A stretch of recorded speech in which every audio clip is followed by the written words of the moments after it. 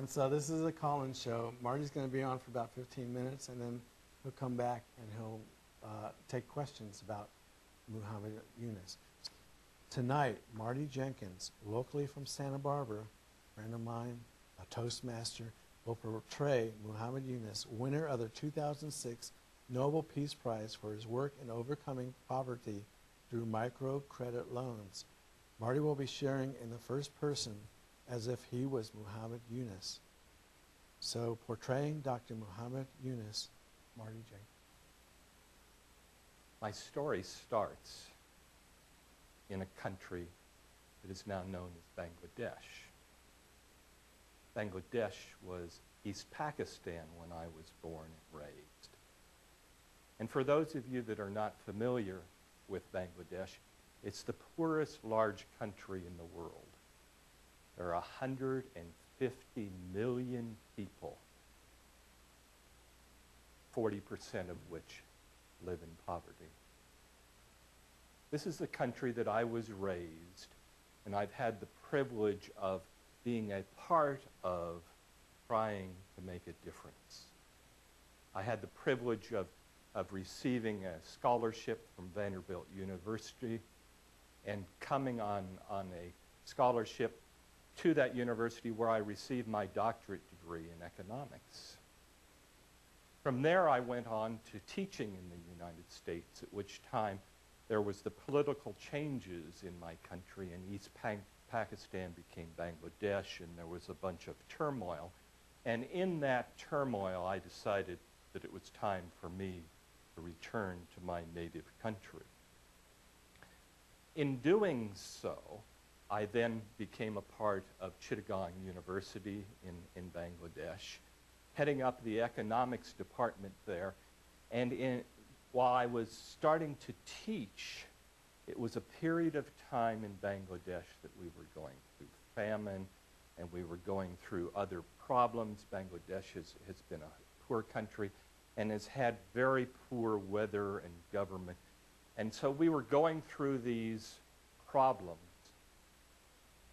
And during this period of time that I'm now teaching these elegant economic theories that I've learned to share with my students, we looked out the window, and lo and behold, we saw dying people right outside our window.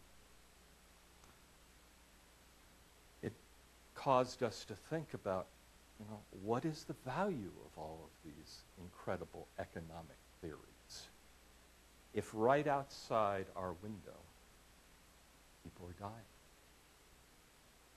And so I decided that we needed to do something different. And so we went as a class, my students and myself, and we went into these villages of the poorest of the poor. And we spent time listening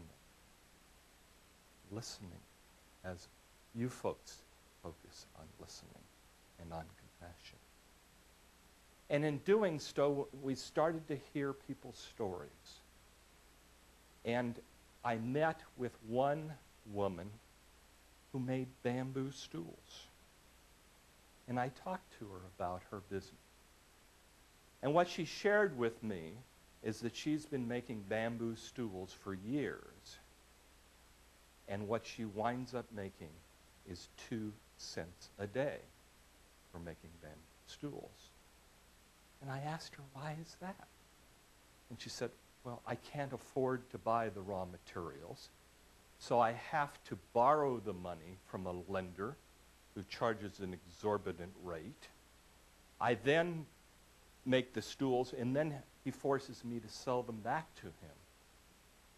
And I wind up making just 2 cents a day.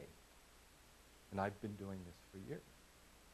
So I asked her, what is it that you need to change this picture? And the answer was that she needed 80 cents to buy the raw material. 80 cents, I said to myself. You need 80 cents to buy the raw materials to create a business where you can make money?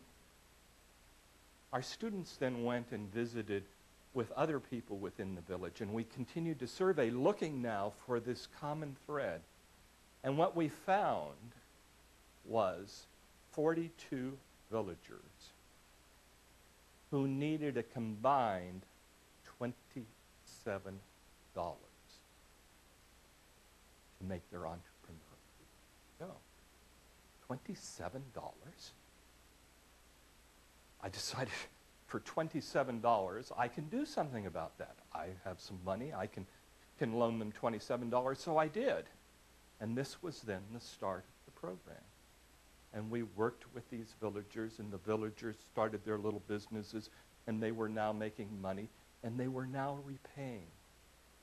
And these people, who were the poorest of the poor, were now repaying their loan of a cumulative $27. I then went to the banks and said, here there seems to be an opportunity to make a major difference in our country, and won't you loan money to these poor? The banks asked me about them, and I told them about them, and they immediately said, well, where's your collateral? Well, they don't have any collateral. How about a contract? Well, a lot of them don't even read and write, so there's no contracts. But I've loaned them $27, and they're repaying the money, and they'll continue to do that. The bank said, no way. So I continued to loan, and we replicated this in other villages within Bangladesh. And I then went back to the banks, and the banks said, okay, we're willing to work with you, but you, Muhammad Yunus, must sign for each and every loan. Well, I then signed for each and every loan.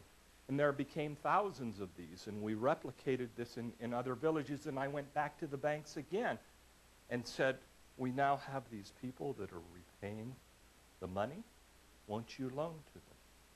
And the answer was still no. During this period of time, we learned a lot about economics of the poor, and we learned a lot about how to help them and to listen to them. And in doing so, then, we started developing what became the system of microcredit.